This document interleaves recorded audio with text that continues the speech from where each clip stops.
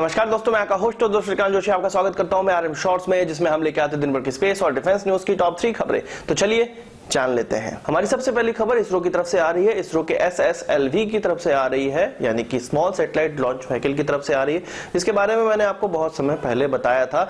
यह एक सबसे छोटा सैटेलाइट लॉन्च व्हीकल होने वाला है इसरो का, जिसके द्वारा छोटी छोटी सैटेलाइट जो नैनो सैटेलाइट होती है या डॉव सैटेलाइट होती है उनको अंतरिक्ष में लॉन्च किया जाएगा। और इसमें पेलोड ले जाने की क्षमता लगभग 500 किलोग्राम की होने वाली है और लोअर अर्थ ऑर्बिट में यह 500 किलोमीटर तक अपना पेलोड डिलीवर कर पाएगा। संबंधित बहुत सी और डिटेल निकलकर सामने आई है, जो इसके बारे में आपको यहाँ पर बता देता हूँ। इसकी लंबाई 34 मीटर की होने वाली है, इसका डायमीटर 2 मीटर का होने वाला है और ये कुल 116 टन को आकाश में ले जा सकता है। अगर इसके वजन की बात की जाए तो PSLV का 1/10 है इसका वजन, और इसके दाम की बात की जाए तो वो भी 1/10 होने वाला है। इस लॉन्च व्हीकल को लॉन्च के लिए तैयार करने के लिए केवल 3 दिन की आवश्यकता होगी और ये तुरंत लॉन्च हो पाएगा, जिससे कि बहुमूल्य समय बचेगा और समय को पैसे में कन्वर्ट किया जा सकता है। इसरो के मुताबिक उनको 3 साल में लगभग 500 कुछ इस प्रकार की सैटेलाइट लॉन्च करनी है, जो इस व्हीकल के द्वारा लॉन्च करने में आसानी होगी या सस्ती पड़ेंगी। यानी कि छोटी सैटेलाइट उनको लॉन्च करनी है 500 3 साल के अंदर,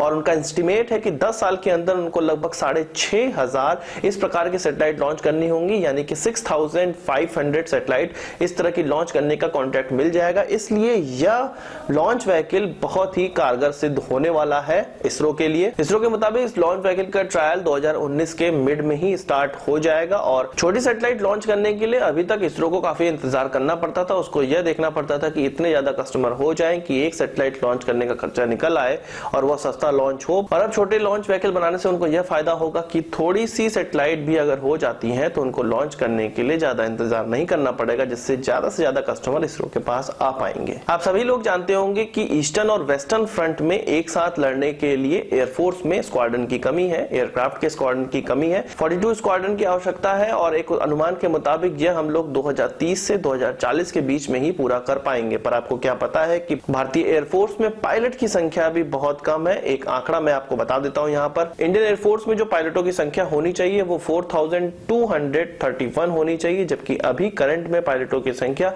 3855 है, यानी कि 376 पायलट्स की यहाँ पर संख्या कम है। इसी तरह नेवी की बात अगर की जाए तो इंडियन नेवी में भी 91 पायलट्स की कमी है। जो स्ट्रेंथ होनी चाहिए वो 735 होनी चाहिए, जबकि अभी 644 पायलट ही इंडियन नेवी में है। और अगर आर्मी के एविएशन कॉर्प की बात की जाए तो उसमें 192 पायलट्स की कमी है। जो स्ट्रेंथ है वो 794 की होनी चाहिए, जबकि अभी 602 पायलट्स ही भारतीय आर्मी के एविएशन कॉर्प में है। तो आप समझ सकते हैं कि यह एक गंभीर मामला है। यह किन कारणों से है मैं आपसे सुनना चाहता हूं, कमेंट बॉक्स में जरूर मुझे बताइएगा। बात करते हैं सिक्किम के एयरपोर्ट पाक्योंग की। यह एक ग्रीनफील्ड प्रोजेक्ट था, यानी कि यहाँ पर कोई भी एयरपोर्ट अभी तक नहीं था। नया एयरपोर्ट वहां पर बनाया गया और इंडियन एयरफोर्स का यहाँ पर पहला विमान उतरा है, डॉनियर 228, जो कि 9 सीटर एक विमान है और एयरफोर्स इसको अपने ट्रांसपोर्ट एयरक्राफ्ट की तरह इस्तेमाल करती है। फरवरी 28 से ही यहाँ पे प्रयास किया जा रहा था कि प्लेन उतारने का, पर लो विजिबिलिटी होने के कारण कोई भी प्लेन उतर नहीं पा रहा था और इसका उद्घाटन नहीं हो पा रहा था। पर अब यहाँ पर डॉनियर 221 की लैंडिंग हो चुकी है। हालांकि विजिबिलिटी कम थी, फिर भी इंडियन एयरफोर्स ने यहाँ पर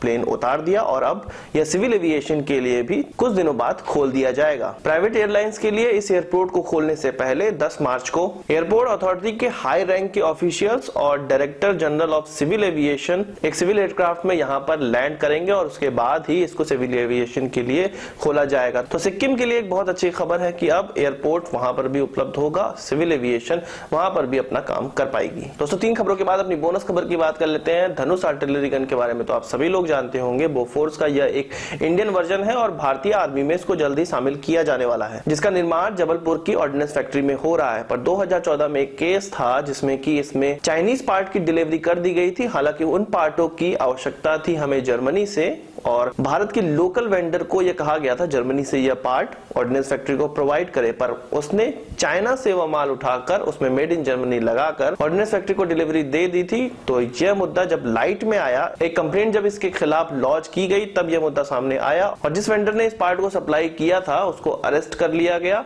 कुछ ऑर्डिनेंस फैक्ट्री के अधिकारियों को भी अरेस्ट किया गया। तो उस समय से यह मुद्दा चला आ रहा है और अब यह CBI को ट्रांसफर कर दिया गया है। अब आने वाले समय में देखा जाएगा कि कौन इसमें मेन दोषी सामने निकल कर आते हैं। तो आज के इस वीडियो के लिए बस इतना ही। आशा करता हूं आपको वीडियो पसंद आया होगा और आप इसको एक बड़ा थम्स अप जरूर देंगे। इस वीडियो संबंधित कोई सवाल या सुझाव तो कमेंट बॉक्स में जरूर लाइएगा, और यदि आपने हमारे चैनल पर सब्सक्राइब नहीं किया तो सभी कर लीजिए, क्योंकि हम इस प्रकार की वीडियो लाते रहते हैं जो आपका स्पेस और डिफेंस ज्ञान बहुत ज्यादा बढ़ाने वाला है। नमस्कार, थैंक यू, जय हिंद।